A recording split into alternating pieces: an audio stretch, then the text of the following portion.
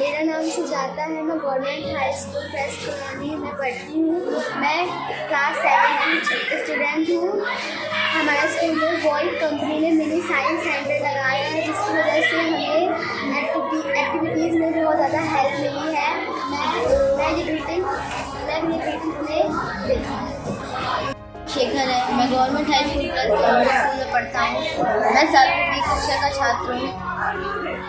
वॉइथ company ने हमारे school में मिनी साइंस सेंटर लगाया है, जिससे हमें एजुकेशन और बाकी एक्टिविटीज़ में बहुत मदद मिलती है। मैं इस थैंक यू के तौर पर उन्हें एक ग्रीटिंग सेंड करता हूँ।